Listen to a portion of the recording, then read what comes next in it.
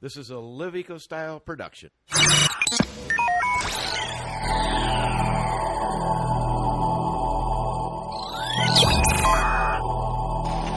Coming to you from high atop the 48th floor, overlooking beautiful northern Illinois and southern Wisconsin, and we're overlooking the Cheddar Curtain into southeast Wisconsin, going to Milwaukee. We just got back from our first Eco Moment today, coming from Maine and going into Wisconsin. Of course, that's just about an hour and a half from where I'm located, very familiar with it. And we have Kelsey Moses, who is with us with Lakefront Brewery. And we were all eco-minded because we try to clean up the liquid every day, one way or another, when it comes to fine brews, right, Kelsey?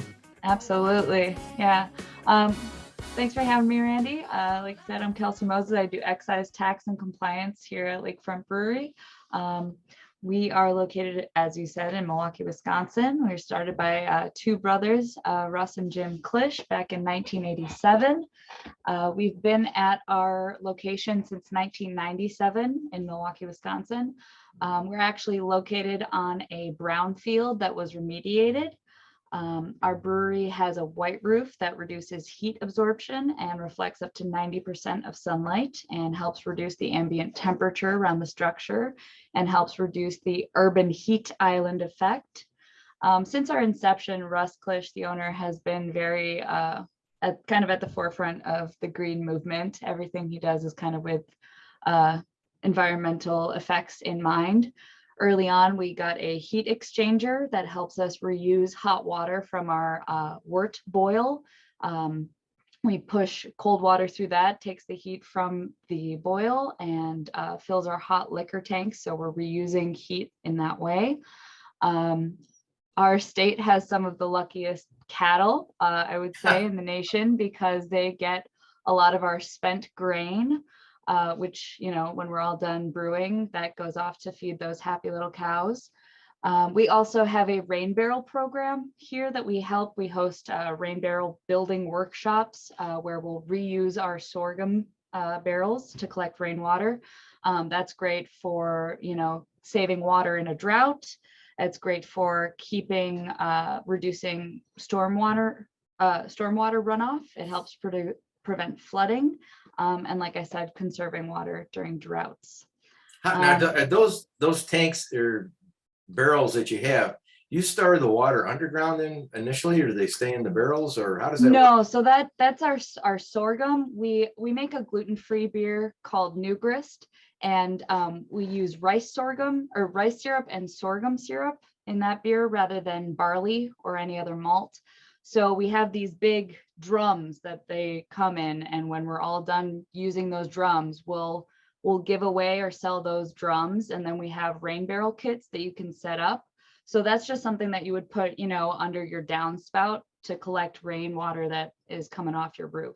Yeah, it is amazing. A woman that lives up the block from me, she has a huge garden in town. I mean, it's and she just gives everything away. But I went up just to see her rain collection, and it's the greatest water in the world. I mean, your rainwater is spectacularly wonderful. If you ever wonder why the plants look better after it rains and coming out of the hose, do a little research. I mean, my partner is, I don't want to speak for him, he has his own he knows, he runs his own grows his own flowers and sells them, and he just has all the knowledge in the world. He explained to me that one day, and it is great. So you guys implemented. Now, did the owners implement that eco-mindedness right from the beginning? Yeah, so Russ was an engineer before he started in the brewing business, and he's always kind of had that mentality of, if you can do it green, do it that way. So he's always trying to be very efficient and eco-minded, always kind of been a steward for the environment. Well, let's talk about the basics, drinking beer, just for a minute, and I'll get back to a couple other things. But how big is your distribution? How's that working for you? We're located in about 30 different states around the US.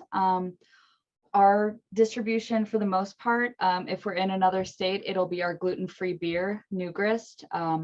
Russ Klisch actually helped legislate so that gluten-free beer without any cereal malt or barley could be called beer. So New Grist is actually the very first FDA approved beer in the US. Congratulations. That's kind of Thank you very much. Yeah. Thanks to us. That is very cool. We have some worldwide distribution as well. Our New Grist is really popular in Canada. We do about 1,200 cases every couple of weeks to Canada. We also have shipped to Ukraine in the past, and we're looking to ship to Panama sometime this month. So got some worldwide distribution going on as well. Isn't Ukraine, just to sidetrack a little bit, obviously we know the war is going on there, but actually for our, as I mentioned to you, we have Roku channels, but actually an international advertising concern, I get an email in the middle of the night, very lovely email, and they wanted to be an advertiser on our shows. And I look at it, and she is coming to me from Kyiv, Ukraine. Wow. And it's like, wow, you know. So started a dialogue with her, and about 6 weeks ago, difference in you living in Milwaukee, me here and her there, I sent her an email, and I saying, oh, is it safe? And she goes, yeah, it's very safe. You know, Kyiv is fine. Well, then it was a couple days. Usually we're in different time zones, and she missed it. And finally she wrote back. She said, I have to apologize. We were being bombed last night. Yeah. It's like, God, you know. It's intense. How did you get into the Ukraine? That fascinates me. How did that come about? Our export manager, Andy Youngworth, he's just a very gregarious guy, and he'll strike up a conversation, and he does a lot of traveling. So he just struck up a conversation with somebody who worked at a brewery, Pravda, out there. And one thing led to another, and we're shipping beer over there. And we actually just this past year raised about $180,000 to send to Ukraine by selling a particular Putin label. So I can imagine. Sure, it was friendly. I can imagine the logo would be those fine young people standing at the island waving at the boat as it went by. It was one of the things, but you know, great people, great story. The one thing that you folks are doing now, tell us your location pretty specifically, Milwaukee, because we have about 2.5 million people that watch these goofy little things, and strangely, we've got about 800,000 in this Central America, Central Illinois, Wisconsin, Indiana, Michigan area. Where are you located in Milwaukee? Yeah, so we're located at 1872 North Commerce Street, Milwaukee, Wisconsin. We're right on the Riverwalk. And a lot of people always ask us, you know, why are you Lakefront Brewery when you're on the river? And, you know, rivers lead into lakes, and we've always thought, you know, Lakefront is very Milwaukee Sure. in its core. So that's why we're Lakefront. How far are you away from, is it Summerfest that comes to Milwaukee? Yep. Yeah, Summerfest. We're about 10 minutes away. Yeah, well, it's just such a great town. You know, air is always fresh. The lake is great. You know, you got the Brewers, got a friendly, you know, stadium. You got national champion basketball team 2 years ago. 6-6. You know, Yeah. you got that other goofy football team that's in Wisconsin somewhere. I don't know where they're Go located. Pack Go. No, I don't know. I said the one Cooler thing by the lake, man. well, I made a really crude comment. I did it with a friend of mine who lives up in Ashland, which is just south of Lake Superior. I mean, it is Lake Superior. It's right there. And he helps with the cross country at the Berkey Biner. He's an official at the big cross country race in Hayward every year. And it's, you know, the average temperature in the winter is 25 to 80 below zero, in my opinion. And I said, you know, the only thing the Packers got going for them in January, as far as I'm concerned, is their LP tank and the Packers. When the Packers are out, they still have their LP tank, baby, because as long as there's LP in the tank on the farm, everything's good. Packers in the playoffs is good. And of course, being down in Bear Country, you know, we don't do very well, and rightly so. But anyway, enough of that. So one of the things I wanted to cover, you are part of this what do they call it? Yeah, so we are actually, we became in March 2020 a certified B Corp. So kind of the best way to explain it, it's a third-party certification that's given by B Lab, which is a nonprofit. And it takes a holistic look at your business, looking at your governance, your workers, community, environment, and customers. And you basically fill out a questionnaire. There's about 200 questions, and you have to get a score of 80 points or more to get certified. Beyond that, being a B Corp really, the point of a corporation, it's been said, is to make money for the shareholder, people who have stock in the company. Being a B Corp, you're not trying to just make money for your shareholders, you're trying to consider your stakeholders when you're making decisions. So anybody who has stake in the company beyond just a profit, be it employees who are working at the company, be it people who are living in the community, be it people who are just, living in this environment that is affected by business practice and corporations. So getting this certificate has shown that we've taken a holistic look at our business and that we're striving to be a business as a force for good.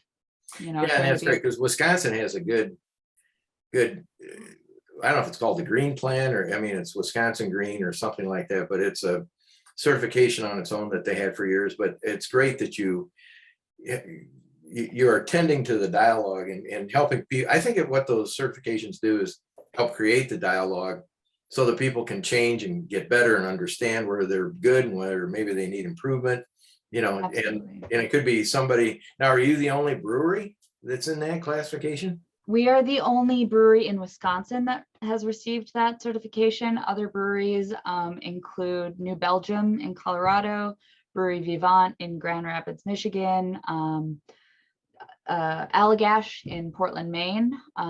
So there's a few, and there's, more every year that are trying to get certified. We've had a couple breweries reach out to us, asking about the process. So this is really the beginning of a growing movement. And as companies, attempt to get to net zero 2030, cut down on carbon emissions, this is part of a wider conversation that I think corporations should and will be having more and more. Now, do you make that when people walk in, is that something that they can see in a plaque or a story, or how does that work? We do have a graphic now that we just came out with this year that we've got on our walls, a short little infographic that'll kind of lay it all out. But it's hard to sum up in just one page, and it's an ongoing continuous effort. It's not like we got the certification and now we're done. We got the certification. What can we do to continue to improve? Well, I can tell you, I mentioned you the website, not to promote our certification because it became too popular, as I said. But the two statistics that are on that pertaining to travel is that 67%, one of the surveys we did, around a little over 60, said that if they could push the green button to make travel, they would do that. And then Condé Nast, which we had in that site, they did a survey. They said, very simple question: how many people consider themselves eco-minded? That statistic blew me away, and that's why we have it on the website. It was 92%. Oh, that's wonderful. And but people can't define it, and that's you're defining it. Our Live Eco Style, we're just laying out fun stuff. We're just trying to sit and say, go have a beer there. They care about that. Go, we had a gentleman that roasts coffee before this. If nothing else, we're going to have all our liquids by the end of the day here. And, well, I was going to say there's plenty of certified B Corp coffee producers in Wisconsin as well. There's Just Coffee, Stone Creek Coffee, Bear Lake Coffee Co. So yeah, your liquids are definitely covered here in Wisconsin. Well, there's a really nice coffee shop. Is that Stone Creek in Milwaukee? That really nice coffee shop? Yeah. That beautiful. The intermodal station, Amtrak. So if you're coming by train, stop off right away and have a B Corp coffee. Yeah. Well, again, our 2 minutes has exploded into 30, but that's okay. Sorry about that. No, you're good. I love it. You tried to get it all in. You went right down the list. But the cool thing about me, because I own the company and I own the videos and I own the website, I can do whatever I want. I was going to say I have one last thing, and that I wanted to. I'm sorry, we have no more time. Oh, okay, sorry. No, we got solar panels on our warehouse roof. That's it. Go. No, I'm kidding. Go ahead. Say it. Go I for was it. just gonna say in 2017, we had a big solar panel array installed on our warehouse that has about an 80,000 kilowatt capacity. So that'll cover about 40% of our cooling costs or cooling emissions for our warehouse on Keefe and Hubbard. So There you go. that's an offsite warehouse. Now, everybody, I'm gonna bust your chops on one last question, so Bust be away. careful. Where's your honeybees? Our honeybees. So we actually just started, we started having an apiary last year. All They're right. located in the parking lot across the way. We've got a little rain garden where we compost old rice hulls or hops. And we've got our bees there. And last year, I believe they created 15 gallons of honey. So Nice. maybe one year we'll have enough. See, I couldn't even for bust a her. brew. That was unpromoted. I thought I could get her on just one thing. But if you go, it was really funny. You go to Hawaii, we did a lot of, we have a lot of things sitting in the can to bring out, but we took a big full team there and we found that there were honeybee hives on top of the hotels all over Hawaii, all Oh, over. And that's it's awesome. incredible. But the other thing that we found in our own backyard in Chicago is that Chicago has more green areas in a metropolitan city than anywhere else in the world. Really? They don't even talk about it. That's They don't even talk about it. I mean, yeah, we did that research and we started digging into it and like where, the Bean, downtown Chicago. yeah. Okay, so there's grass. So that sits over a big parking lot and all that's green grass. And I actually lived because I was working downtown for a while out of the sewers, but I lived right about 4 blocks from the John Hancock and I looked out over the roofs and they're all painted white. I mean, you got that going. But then I also saw all these gardens. And when you go up the Sears Tower, even all the different towers, they have either gardens or grass or green on all the different levels. Oh, that's great. And the hotels down there, the big one, they also have an organic garden on top of the hotel. And I mean, they don't even promote it. I mean, that's the funny thing. They just did it because it was a movement, the right thing to do. And nobody even really knows Exactly. You don't need the notoriety, No. the notoriety will come with having an earth to live on for years to come. I'm right with So- you. And then my grandfather, Nevin Foy, I mean, he was, as I said, a naturalist. He just came about it, from, basic upbringing, very humble Yeah. upbringing. And, we'd go to the cottage and on the weekends, and as I said, near Lake Eganza, we had cousins. So he and I had to fish, catch white bass, about 60 of them every Friday night.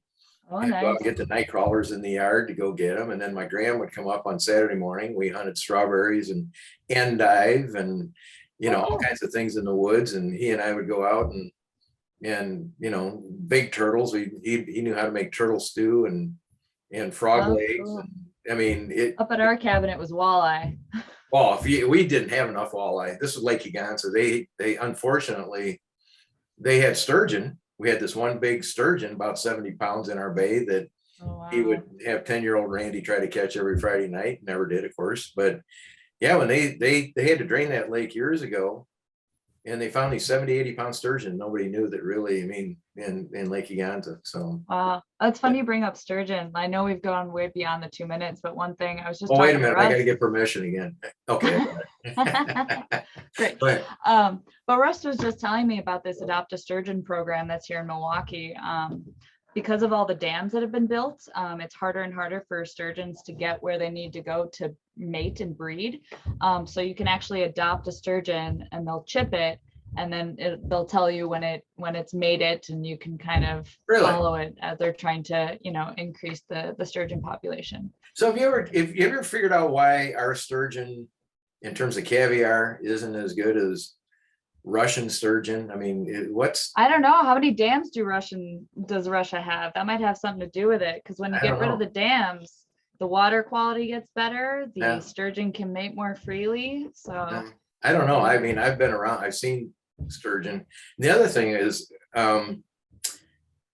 have you ever heard of, what do they call, it was a Brazilian bass that was the big thing for going out dining? Oh, Chilean sea bass? Yeah, Is that what you're Chilean sea talking about? bass. Okay, so that popularity, and I love it, came because it was a junk fish. They were trying to get rid of them.